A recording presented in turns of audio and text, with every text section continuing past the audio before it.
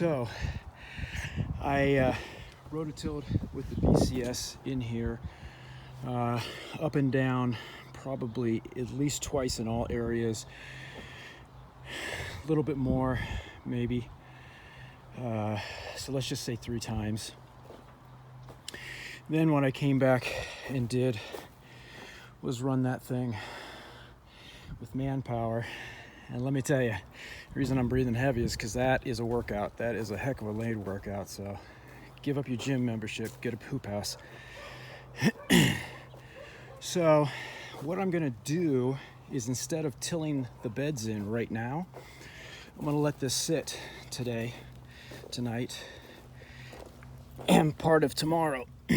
So you can see the greens that are here, and they're sticking up. And I did get, quite a few, as you saw in the video, and I'll show it when I go down there. This stuff, for the most part, is out, but this wasn't. It was loose, but it wasn't out. So what I want to do is I want to see what's dead tomorrow and see what's not dead tomorrow. And the sun is right there, so this is not going to get too much more sun today, so I may have to wait an entire day, which is a little bit of a bummer. But see, that was still attached down at the very end. But what I'm hoping to find is that we get some of this stuff to dry out, and then I'll know what is still rooted, and then decide what to do from there. Hand pick it, come in and hand pick it, or bring the rototiller back in, or even the wolf hoe would be a good alternative, because the wolf hoe is probably going to need to be brought in to get these edges. So then I'll have to figure out the best way to get the maximum number of beds in here. I think we ended up with 8 precariously over there. 1, 2, 3, 4, 5, 6. Oh, maybe we did only end up with 7. Did we end up with 7 over there? Wow. Yeah, we may have only ended up with 7 over there. So we may only end up with 7 here also. But this time I'm going to measure them out ahead of time and see what we can end up with to maximize the space.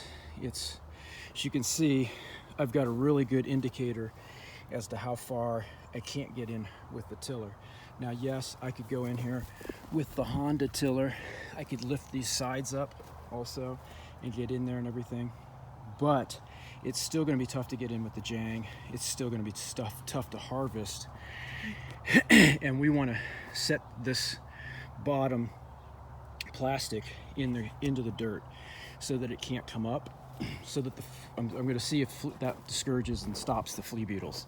So I have to do it back there as well. That's why I was trying really hard to get that back area tilled up. I did that about 3 or 4 times, but the tiller's so long with that back part now that even if without the back part, it's still too long to be able to get into those corners. So I'll either have to do the big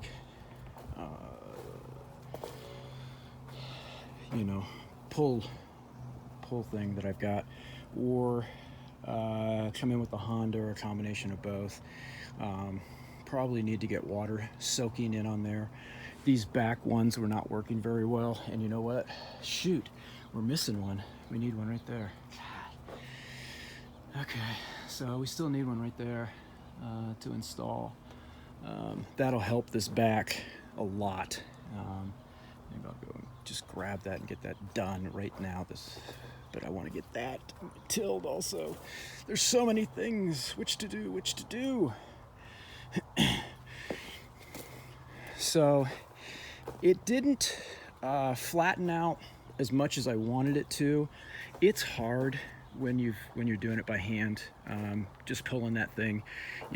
If I could get a machine in here somehow and to make those turns, then I could do this thing 10, 15 times, and I can get some of this center area flattened a little bit better. I can bring some of that stuff down,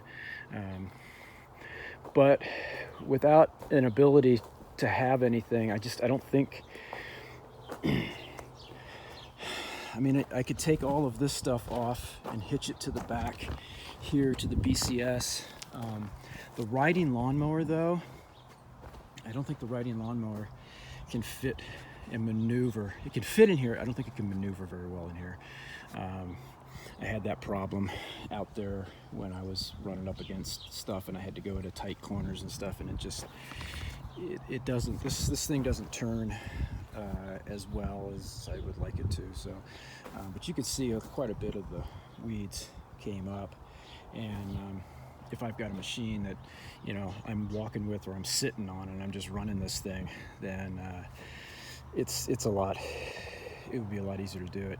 I could bring the riding mower over, take it all the way down there, hitch the thing and come back, unhitch it, turn the mower around and lift it up to get all the weeds to stay down here like I did over here, and then go back and just kind of keep doing it that way. Or even, you know what's even better is unhitch it, ride the, well, no, take it back up there somehow, unhitch it, turn it back around this way, hitch it back up, and bring everything down this way, because we need to bring everything down this way.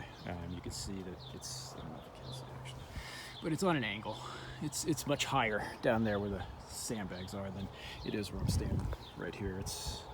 I don't know how much of a drop it is, but it's probably a good 2 feet. I wouldn't want to bring all of that down here, but it would be nice to bring some of it down. And it kind of sits right there. There's right in the middle is kind of a V, and that would be nice to flatten that out as well. That kind of equipment don't really have right now. The closest thing would be if the engine to the ramrod ever shows up, is to use the front end loader on the ramrod and just kind of pull it, push it down this way, or rent a leveler from Tate's and attach it to the ramrod, and then run the ramrod and have it level out. That's not really a bad idea either. Have to see what they have in the way of that, and find out when the heck we're even going to get that engine.